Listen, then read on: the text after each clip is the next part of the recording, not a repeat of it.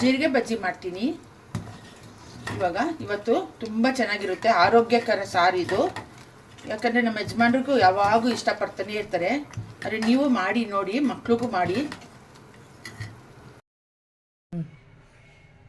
ಜೀರಿಗೆ ಬಜ್ಜಿಗೆ ಬೇಕಾಗಿರುವ ಸಾಮಾನುಗಳು: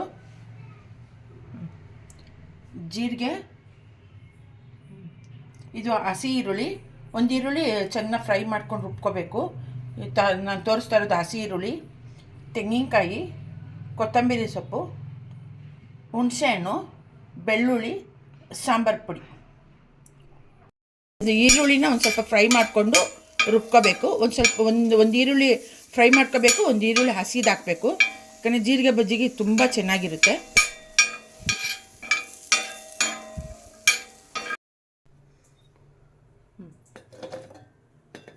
ಎಲ್ಲ ಚೆನ್ನಾಗಿ ನುಣ್ಣಗೆ ರುಬ್ಕೋಬೇಕು. ಆಮೇಲೆ ಜೀರಿಗೆ ಬಜ್ಜಿಗೆ ಯಾವುದೇ ತರಕಾರಿ ಹಾಕೋಂಗಿಲ್ಲ.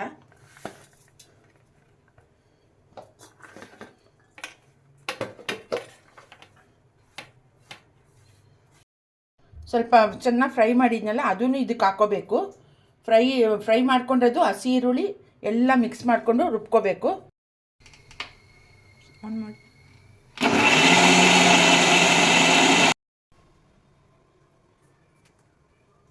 ಒಗ್ಗರಣೆಗೆ ಸ್ವಲ್ಪ ಎಣ್ಣೆ ಬಿಡಬೇಕು.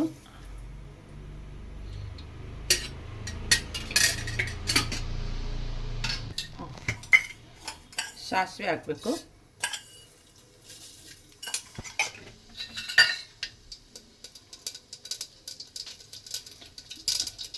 ಜೀರಿಗೆ ಬಜ್ಜಿಗೆ ಯಾವಾಗೂ ಸ್ವಲ್ಪ ಈರುಳ್ಳಿ ಜಾಸ್ತಿ ಹಾಕಿ ಒಗ್ಗರಣೆ ಹಾಕಬೇಕು.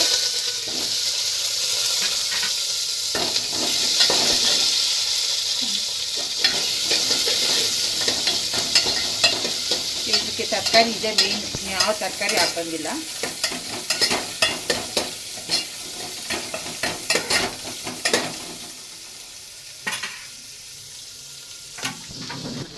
ಸ್ವಲ್ಪ ಈರುಳ್ಳಿ ಬಾಡಿದ್ಮೇಲೆ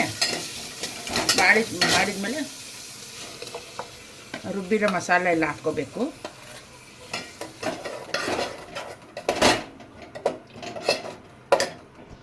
ಸ್ವಲ್ಪ ನೀರೆಲ್ಲ ಹಾಕಿ ಮಿಕ್ಸಿ ನೀರೆಲ್ಲ ಹಾಕಬೇಕು. ಬೇಕಾದ್ರೆ ತೆಳ್ಳಗೆ ಮಾಡ್ಕೊಳ್ಳಿ.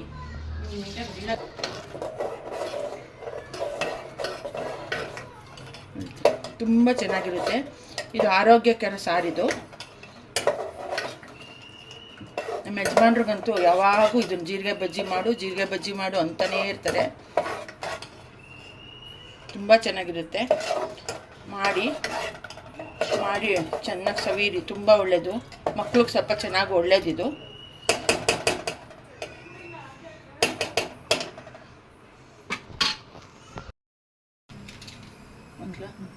ರುಚಿಗೆ ತಕ್ಕಷ್ಟು ಉಪ್ಪು ಆದಷ್ಟು ಕಡಿಮೆ ಹಾಕಿ ಚೆನ್ನಾಗಿ ಮಿಕ್ಸ್ ಮಾಡಿಕೊಂಡು ಕುದಿಯೋಕ್ಕೆ ಬಿಟ್ಬಿಡಿ.